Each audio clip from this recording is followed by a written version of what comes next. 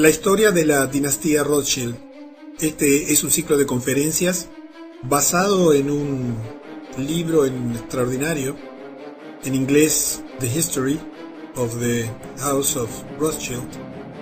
Una historia que comienza por allá por 1743, que lleva apenas 250 años, un poquito más, pero que nos va a dar su conocimiento una comprensión completa de lo que verdaderamente está ocurriendo en el mundo y de lo que ocurre tras de la escena que tú ves a diario y que muchas veces te resulta inexplicable.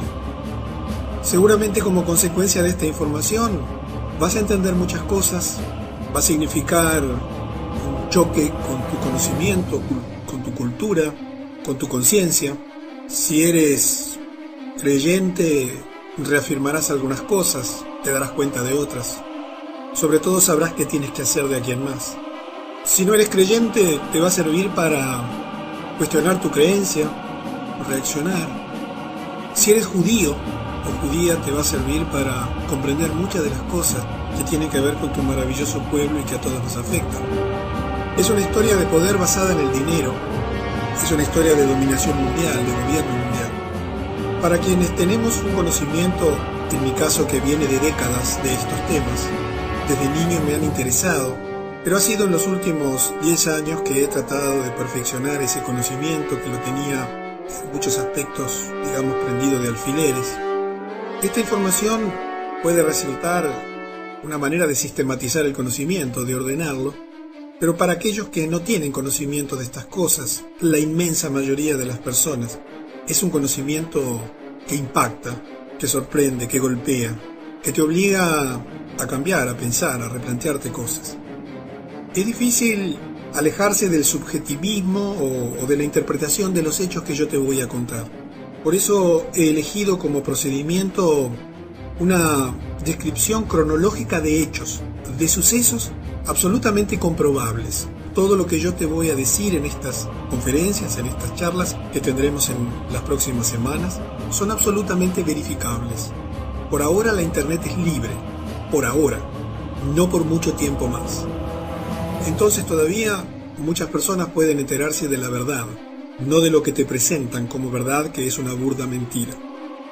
Y en ese esfuerzo por parecer objetivo, quizás el mejor procedimiento sea eso, limitarme a los hechos. Pero claro, me va a costar sacar conclusiones y hacerte comentarios.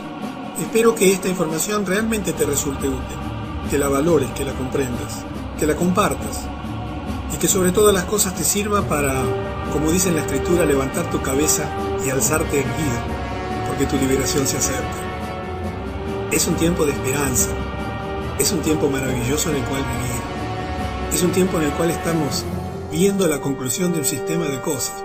En pocos meses verás acontecimientos que te van a dejar pasmado, pero tú tendrás el conocimiento de ellos antes de que ocurran, muchos de ellos porque los vas a escuchar aquí. Y por lo tanto estoy seguro que va a ser muy bueno para todos nosotros. Nos va a llenar de expectativa primero, pero una vez que conozcas todos los hechos, te va a llenar de gozo, de alegría, de entusiasmo, porque hay una maravillosa oportunidad por delante. Así que comencemos, tratando de conocer esta historia, que por supuesto es extensísima. Te debes imaginar que en 260 años casi, o un poquito más, ha ocurrido de todo. Habría tanto para contarte, pero vamos a tratar de resumir esta historia en aquellos aspectos que pueden ser más centrales y que de alguna manera tienen un hilo conductor que nos lleva hasta nuestro tiempo.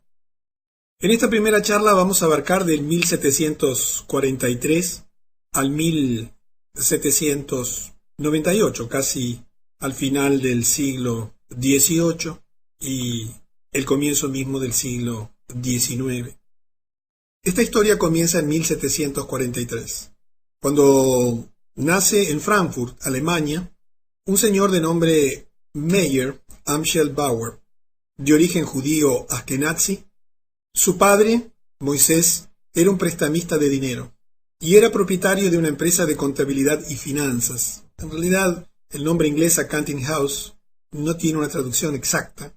Y Moisés coloca un cartel, el padre de Meyer, coloca un cartel rojo sobre la puerta de entrada de su oficina contable. Este hombre conocía muy bien lo que estaba haciendo.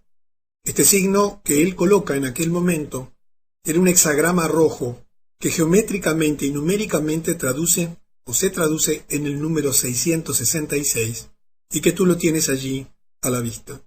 Este hexagrama, después también puedes buscar por la palabra hexagrama en Internet a través de Google, tiene un significado importantísimo a lo largo de esta historia y después vas a ver muchos detalles sobre eso.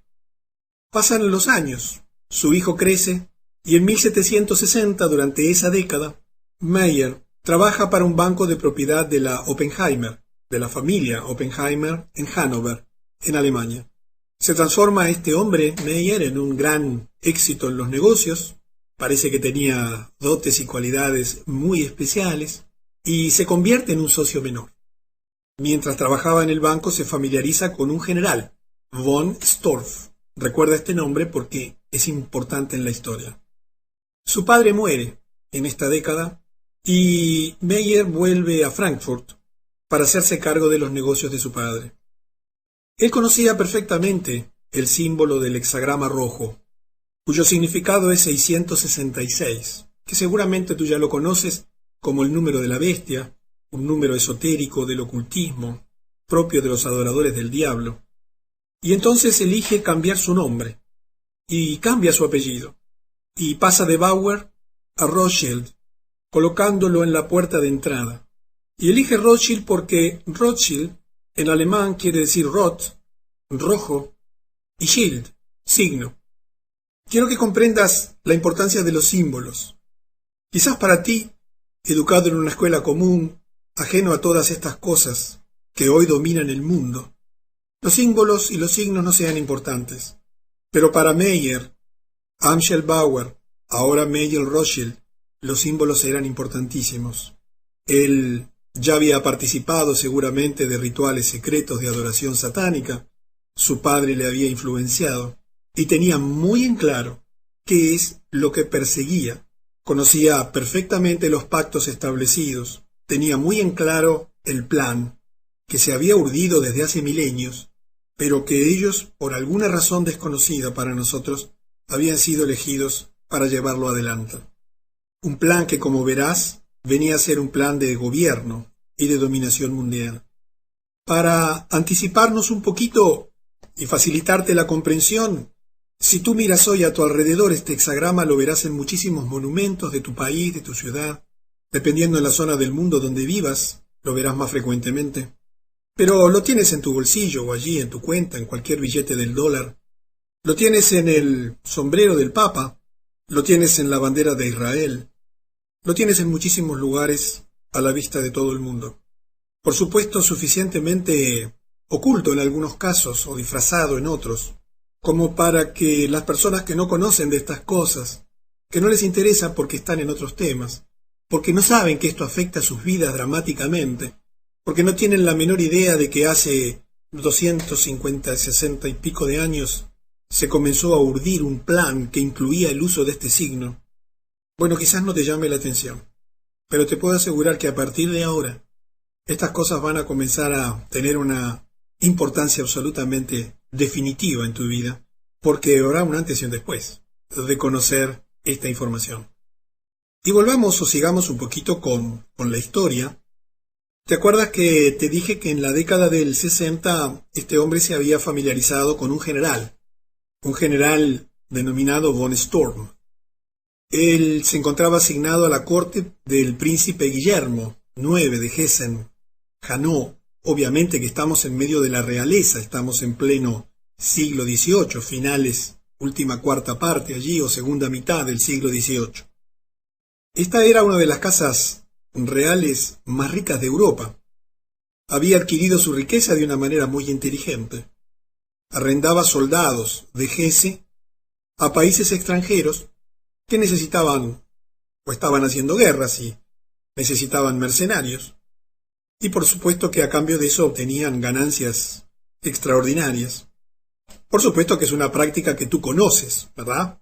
Hoy continúa bajo la forma de exportar mantenimiento de la paz a través de la ONU con tropas en todo el mundo. Aquí en nuestro país es una función corriente de nuestros soldados, ir al exterior a vender sus servicios militares en otros países en guerra. Por supuesto, bajo la fórmula hoy moderna de mantenimiento de la paz. Y allí Meyer, que era un gran comerciante, este nuevo Rothschild, o iniciador de la dinastía Rothschild, inmediatamente advierte que había allí una gran oportunidad de negocios. Recuerda que él ya era un comerciante muy exitoso, dominador del mundo de las finanzas, del mundo de los préstamos, del mundo de las empresas, del mundo de los bancos.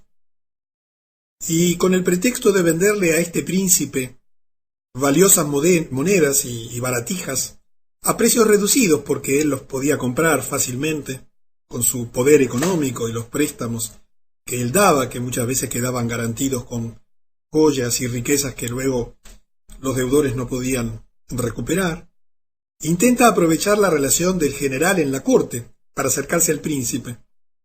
Y así Rothschild, porque ya lo vamos a comenzar a llamar Rothschild, ya se había cambiado el nombre, fue presentado al mismo príncipe William, quien por supuesto quedó más que satisfecho con los precios de las monedas raras que recibía y esas baratijas, y se dio cuenta que podía hacer muy buenos negocios.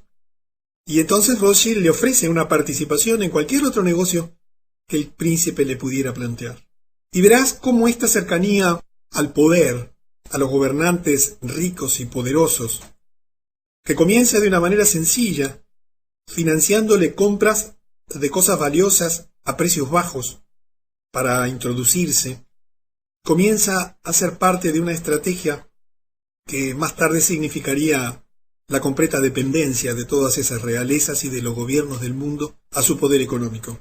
Rothschild entonces comienza a adquirir poder, un poder basado en el dinero, y se convierte en uno de los colaboradores más cercanos del príncipe Guillermo, y termina haciendo negocios con él, y con los miembros de la corte. Pronto se da cuenta y descubre que prestar dinero a los gobiernos y a la realeza es más rentable que prestar dinero a las personas, ya que los préstamos son más grandes y están asegurados por los impuestos de la nación. No sé si entiendes que pasó muy poco tiempo y todos los gobiernos del mundo, todas las monarquías del mundo, todos los municipios del mundo, todas las ciudades del mundo están endeudadas. Quiero que comprendas que esto, que ya te lo he explicado de otra manera, en el material del lado oscuro del dinero, tuvo su origen allí. ¿No te sorprende? ¿Nunca te has puesto a pensar cómo es posible que todos los gobiernos del mundo estén endeudados, cuando cualquiera de ellos podría emitir su moneda y ser independiente? Sin embargo, un plan maquiavélico ha hecho que, a pesar de que en mi país se emite moneda, mi país no es independiente, porque su moneda no vale nada, puesto que está atado al banco central del mundo más importante, que después los vas a conocer, porque justamente es un banco Rothschild. Y este descubrimiento le abrió una increíble fuente de oportunidades y de posibilidades para urdir su plan, para continuar con su proyecto, del cual hasta ahora todavía no tienes muchas noticias, porque solamente lo conocía él y unos pocos. Cuando esa década está por terminar, allí en 1769, fruto del poder, que hoy también es muy común, el gobierno de turno, en este caso el príncipe, autoriza a Meyer con un permiso especial. Podría colgar un cartel en el frente de sus establecimientos comerciales, expresando que él es M. A. Rothschild, asignado a la corte por Su Alteza Príncipe Guillermo de Hainaut. Este tipo de concesiones por parte de los gobiernos a quienes le favorecen con dinero y con negocios, seguramente que lo ves en tu país, seguramente que en forma permanente ves condecoraciones y reconocimientos de gobiernos a figuras importantes. Cuando los veas, bueno, ya sabes a qué grupo pertenecen y por qué reciben esas condecoraciones. Y el tiempo va pasando, la vida continúa, el plan también. Y llega en 1770, un año absolutamente clave en la historia de la humanidad, y dentro de ese año, allí Meyer redacta un proyecto de la creación de los Illuminatis, o mejor dicho, redacta un proyecto para la creación de los Illuminati y le da el desarrollo y la formulación de ese proyecto a Adam Weishaupt, un cripto judío, askenazi, exteriormente de fe católica romana. Criptojudíos son las personas que están adheridas, tienen una fe judía, pero que externamente manifiestan pertenecer a otras denominaciones religiosas. Puedes entrar en internet y aprender de los criptojudíos. Y le da este encargo. Meyer elabora el proyecto, lo redacta, establece sus bases y se encarga Adam de su desarrollo, de su instrumentación. Los Illuminati se basarían en las enseñanzas del Talmud, que son a su vez las enseñanzas del rabino judío. El nombre es sorprendente para ti, pero para ellos era muy importante. Illuminati era muy apropiado para Rothschild y sus ideas, ya que este es un término luciferino, satánico, que significa guardianes de la luz. Seguramente que has oído hablar de los Illuminati, mucho más si has escuchado algunas de las conferencias o seguramente los ves de vez en cuando en alguna información. Pero esta historia comenzó allí. Está afectando severamente tu vida y la mía. Aquí algunos datos familiares, porque una de las cosas que es parte de esa dinastía es casarse entre ellos, no mezclarse con quienes no pertenecen a la familia. No sé si sabes de esto, pero es muy propio de las sociedades secretas. Y en 1743 se casó con Gutel Schnapper. Por supuesto son todos judíos eskenazi, todas personas de ese origen. Y en 1773 nace Amschel, un personaje también importante en la historia, el primero de los hijos de Meyer. Y él, como todos sus hermanos que lo siguen, entrarían en el negocio de la familia a la edad de 12 años. En la próxima conferencia te voy a contar de algunas de las cosas que ellos hacen para manejar ese clan familiar y cómo tienen ciertos requisitos y leyes, criterios o principios que todos deben respetar obligatoriamente. Y en 1774 nace Salomón Meyer Rothschild.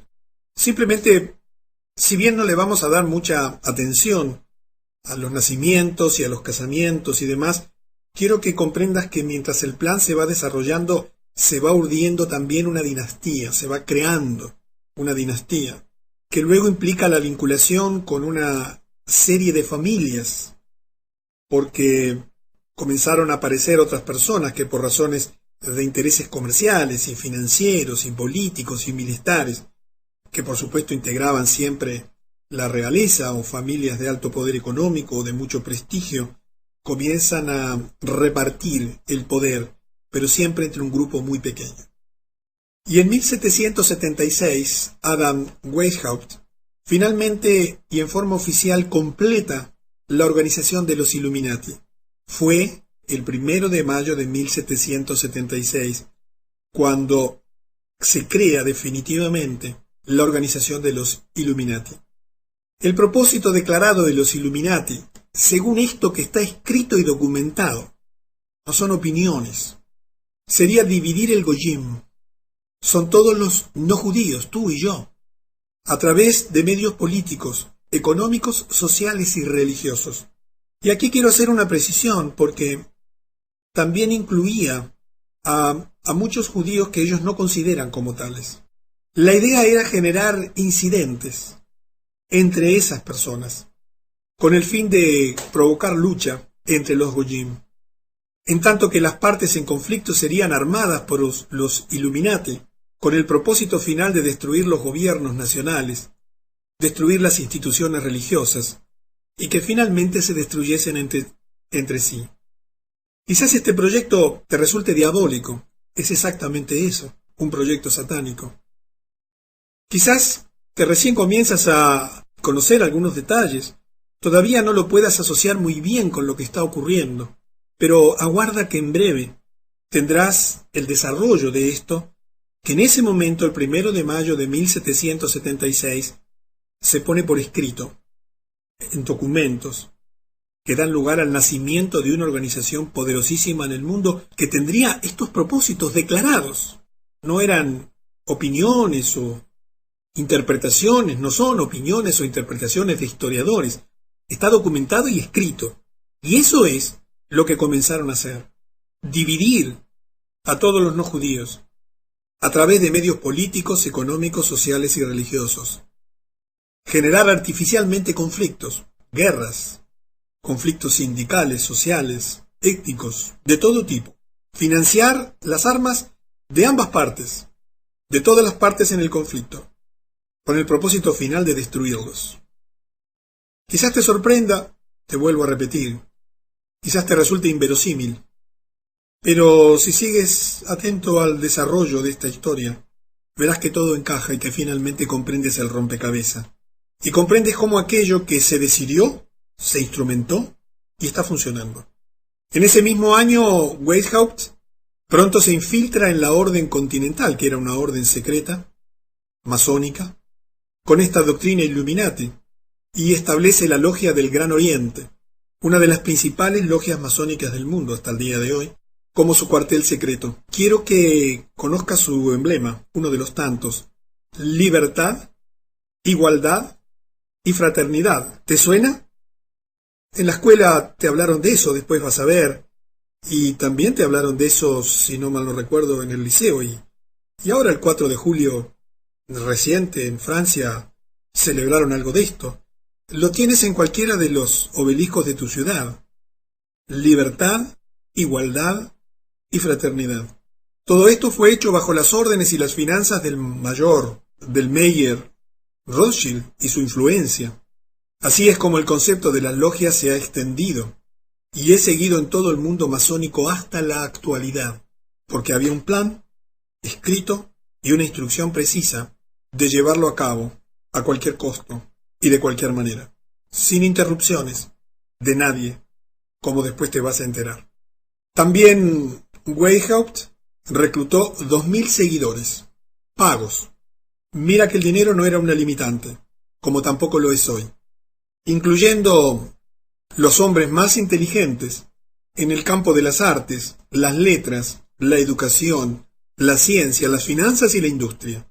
Se les instruyó para aplicar los siguientes métodos con el fin de controlar a la gente. Te vuelvo a repetir, no estoy interpretando nada, ni quien escribió este libro en el cual están basadas estas conferencias ha inventado o interpretado.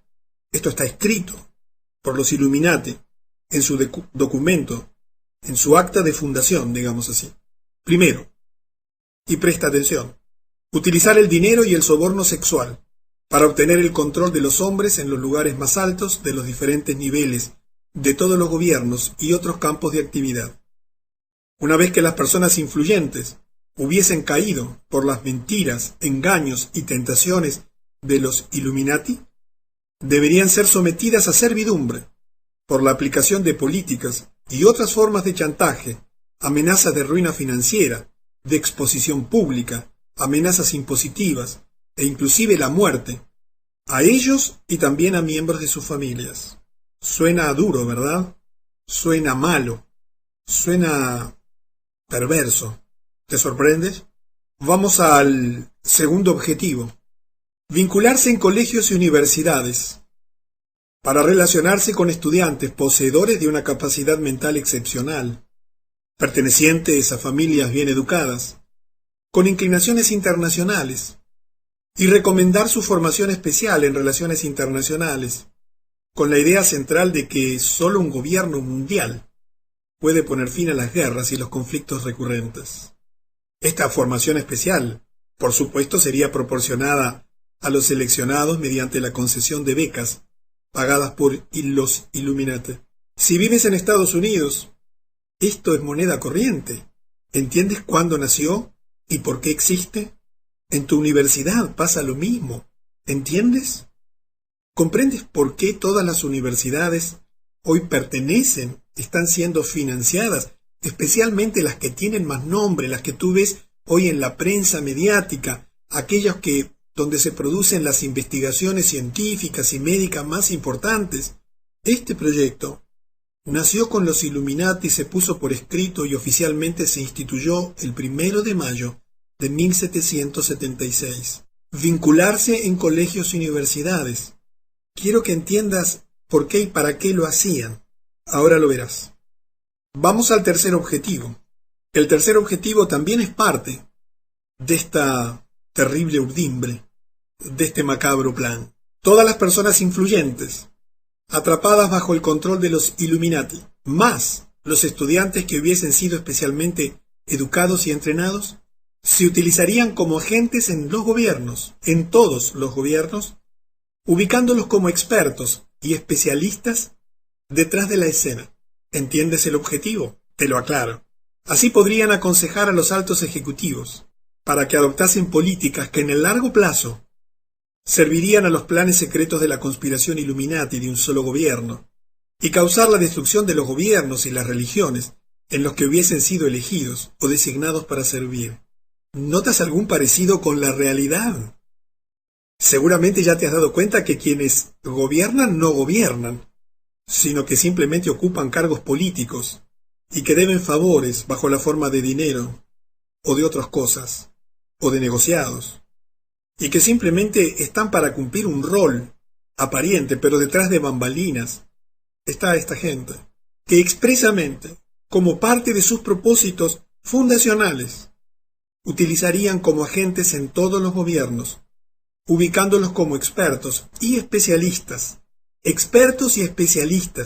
detrás de la escena. Hoy dominan absolutamente toda la escena, de todo lo que te imagines, absolutamente todo. Y tienes un símbolo allí a la derecha, pero todavía no vamos a hablar de los símbolos. Los vas a ir conociendo en la medida de que avance esta historia. Y sigamos avanzando porque nos vamos a acercar a hechos excelentes, pero veamos el cuarto objetivo, que también lo conoces perfectamente, y es el siguiente: obtener el absoluto control de la prensa. En ese momento el único medio de comunicación social que distribuía la información al público, la prensa escrita. De modo tal que todas las noticias y toda la información pudiese ser inclinada, torcida, alterada, manipulada, con la finalidad de inducir a las masas a creer que un gobierno mundial es la única solución a los muchos y variados problemas de la humanidad. Todo lo que tú ves en la televisión, todo lo que tú escuchas en la radio, todo lo que lees en la prensa escrita, en las revistas de moda, todo, absolutamente todo, está manipulado. Solo puedes encontrar información independiente y veraz en canales de información independiente, por ahora, y mientras no controlen la Internet, para lo cual falta muy poco. Tú ya lo sabes, por eso entiendes cómo es inexplicable muchísimas de las cosas que ocurren, cómo se crean realidades de la nada, cómo de un día para otro comienzan a difundir noticias en forma absolutamente sorprendente, y la gente, absolutamente adormecida por los medios de comunicación, cree que es verdad. Ya la gente ha comenzado a despertar. Así que tienes 4 motivos, 4 propósitos absolutamente macabros. Y ya que está terminando el siglo, y ya habíamos comenzado, porque esto se puso por escrito en el 76 y comenzó a instrumentarse, bueno, vamos a empezar a dar pasos en concreto.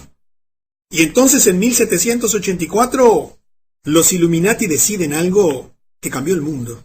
Adam Weishaupt emitió una orden según la cual la Revolución Francesa debería comenzar bajo la forma de un libro con la firma de Maximiliano Robespierre. Aguarda, no te retires porque quizás, claro, esto lucha y choca con lo que te enseñaron en la escuela, ¿no es verdad? Porque la Revolución Francesa empezó mucho después, 5 años después. ¿Pero qué ocurrió? Este libro fue escrito por uno de los socios de Weishaupt, Xavier Schwab, puedes buscarlo en internet, y enviado por un mensajero de Frankfurt a París. Sin embargo, en el camino ocurre un hecho fortuito, quizás la divinidad, vaya a saber, la providencia, o la casualidad, y se alteró la historia transitoriamente. El mensajero fue golpeado por un rayo. El libro que detallaba el plan fue descubierto por la policía bávara y entregado a las autoridades bávaras. Como consecuencia, el gobierno de Baviera ordena a la policía atacar a las logias masónicas de Weishaupt del Gran Oriente y las casas de sus colegas más influyentes. Es evidente que las autoridades de Baviera estaban convencidos que el libro que se descubrió era una amenaza muy real de un grupo privado de personas influyentes de utilizar las guerras y revoluciones para alcanzar sus fines políticos. Te desafío a que leas cualquier libro de historia en el cual hoy aprenden tus hijos y tú has aprendido, por supuesto elaborados por la UNESCO desde las Naciones Unidas, a ver si encuentras esta historia, absolutamente documentada, en los registros oficiales. Te van a llevar a la sorpresa de lo que ocurrió después. Porque el gobierno bávaro, que obviamente era un gobierno monárquico, entendió el riesgo. Y entonces, en el año siguiente, en 1785, declara fuera de la ley a los Illuminati y ordena cerrar todas las logias del Gran Oriente. Meyer Rothschild mueve su casa de la familia a una casa de 5 plantas en Frankfurt, que comparte con la familia Schiff. Al año siguiente, el gobierno bávaro publica los detalles de la trama Illuminati en un documento titulado Los escritos originales de la orden y secta de los Illuminati. Observa el título. No eran las interpretaciones del gobierno bávaro, no eran los estudios del gobierno bávaro, eran los documentos originales, esos que hizo Adam Weishaupt y que puso por escrito y oficializó el 1 de mayo del 76. Y luego envía ese documento a todos los jefes de Estado y de la Iglesia en toda Europa, para advertirles de lo que estaba ocurriendo, pero tristemente su advertencia fue ignorada. Mira, no te lo puedo probar, pero la dependencia económica que ya tenían esos gobiernos hicieron como muchos de los actuales. Miraron para el costado, para mantener sus privilegios y sus beneficios, a pesar de que eso significaba la opresión y el oprobio para sus pueblos. Pero así se estaba urdiendo la trama, ya nada la detenía, porque la influencia diabólica era incontrolable. Y pocos años después, a pesar de eso que ocurrió localmente, en 1789, debido a la ignorancia europea de la advertencia del gobierno bávaro, el plan de los Illuminati para una revolución francesa tendría éxito entre este año 1789 y el año 1793. Mira, aquí a la derecha tienes un sello francés, un sello postal francés, conmemorando el bicentenario de la Revolución Francesa. Quiero que empieces a entender los símbolos. ¿Por qué el gobierno francés pone como símbolo un símbolo Illuminati? Allí tienes el ojo que todo lo ve. Nada menos que para conmemorar la Revolución Francesa. Te podría haber puesto fotos aquí de soldados celebrando la igualdad, libertad y fraternidad. Aquí en mi país es un símbolo masónico, Illuminati, esto de la igualdad, libertad y fraternidad. Vivo a 2 cuadras del obelisco de Montevideo. Allí hay unas estatuas llenas de símbolos masónicos, y esos son las leyendas. Libertad, igualdad y fraternidad. Influencia de siglos. ¿Por qué un gobierno francés, que tiene 1000 símbolos para poner, festejando aquello, elige símbolos Illuminati? Mira, hay muchísimos. Quizás no lo veas allí en la imagen, en la diapositiva, pero en el centro, por supuesto, tienes un bastón allí, Illuminati, pero ¿sabes en qué termina ese bastón? Debajo de donde dice Declaración de los Derechos del Hombre, hay un círculo, no sé si lo alcanzas a ver en amarillo allí.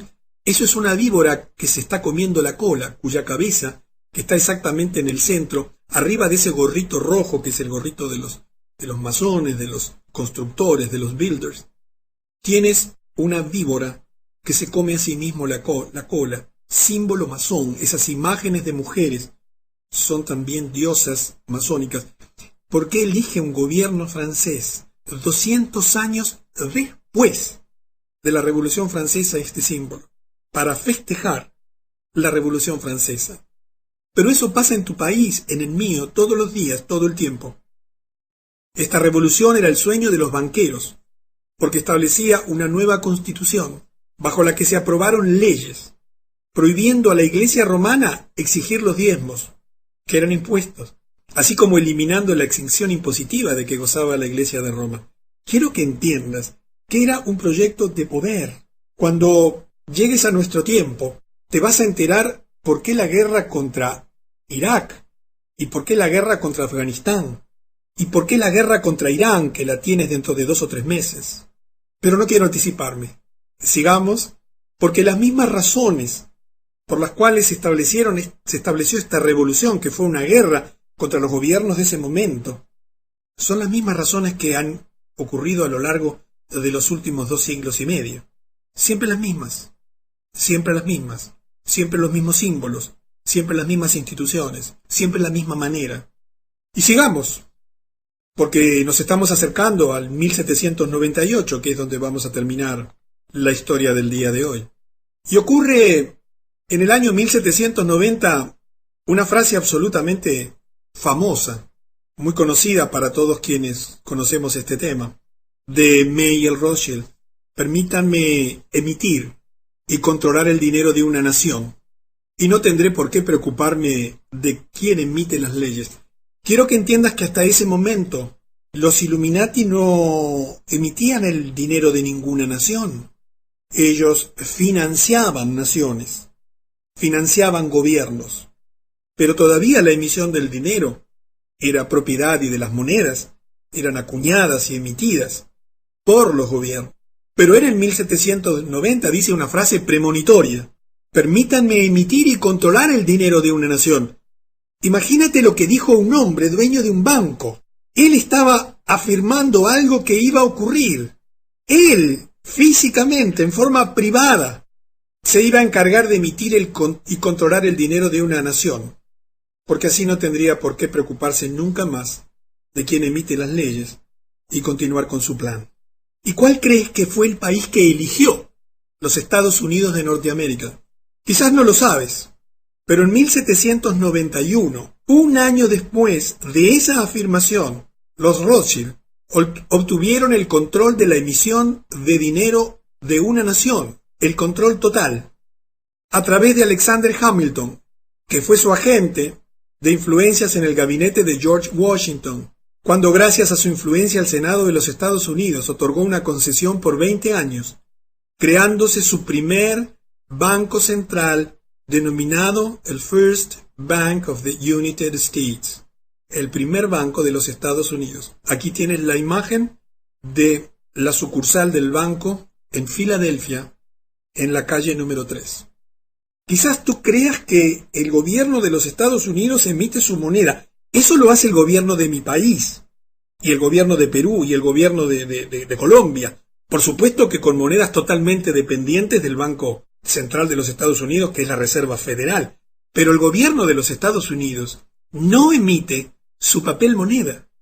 Nunca lo hizo, o mejor dicho, lo hizo en algunos periodos intermedios, porque hasta ese momento en que se crea este banco, después lo vamos a ver más en detalle, habían 13 colonias que emitían cada una su moneda, sus billetes, sus maneras de negociar, y entonces se unificó todo a través de un primer banco central, el First Bank of the United States, en una concesión otorgada solamente durante 20 años.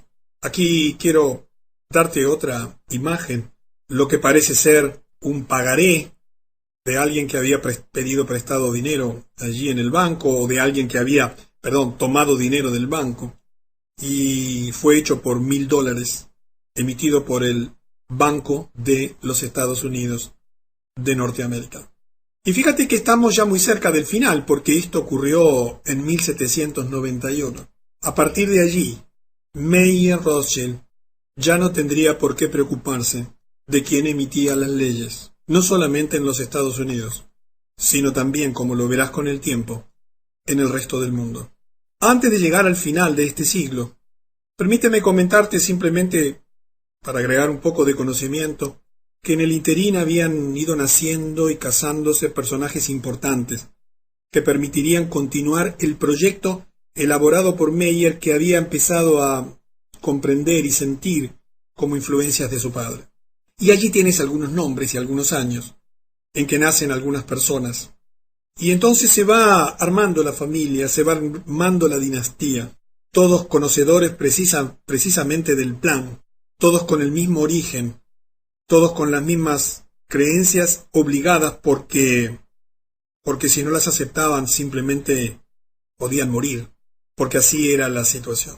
Y llegamos entonces al último episodio que vamos a comentar en el día de hoy, en esta primera conferencia, y que es un episodio también extraordinario que llega hasta nuestros días, y que te hago la introducción porque lo vamos a completar en la segunda parte.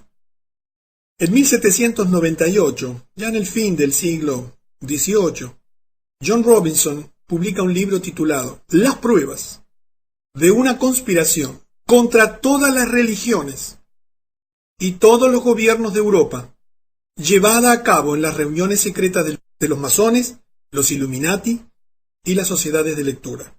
Quiero que entiendas que esto que tú hoy ya estás viendo en todos lados y que de pronto escuchas aquí y que ya se conocía de hace siglos, denuncias, evidencias, documentos, hechos, existieron siempre, solo que hoy están a la luz y son evidentes.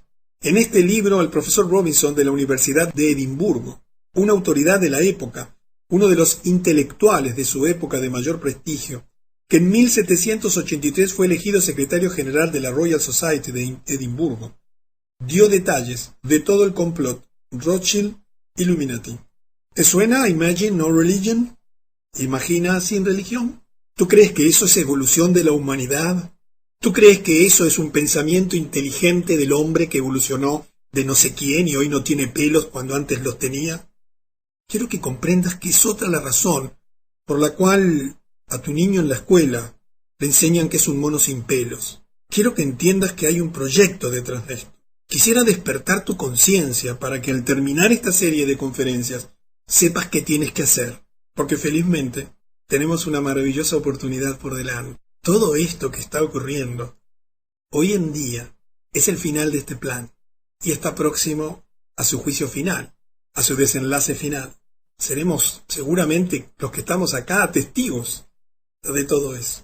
Pero en función de lo que hoy estemos pensando, comprendiendo, haciendo y creyendo, será lo que nos tocará vivir. Sé que estas palabras, estos hechos que te he relatado, de los cuales soy un comunicador, no soy un investigador ni un historiador, sino simplemente un comunicador, alguien que toma información que existe. No he descubierto absolutamente nada, ni tú has descubierto nada. Simplemente quizás lo escuchas por primera vez y ya tenías un conocimiento más o menos superficial o más o menos profundo. Intento a través de esto sistematizarlo, ordenártelo cronológicamente para que veas el desenvolvimiento de los hechos. Es cierto que no puedo permanecer objetivo. Es cierto que te he dado algunas interpretaciones quizás, pero todas las puedes comprobar.